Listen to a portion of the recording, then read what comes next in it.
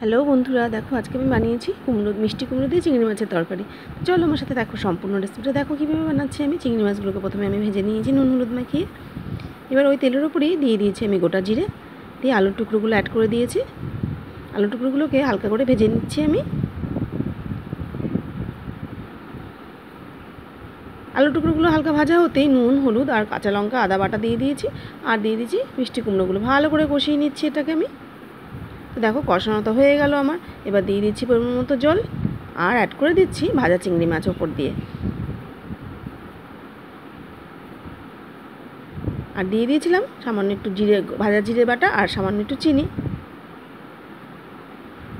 তো মোটামুটি লিটচা দিয়ে 5 মিনিট কুক করে নিয়েছি। দেন রেডি হয়ে গেল দেখো মিষ্টি কুমড়ো দিয়ে চিংড়ি মাছের তরকারি।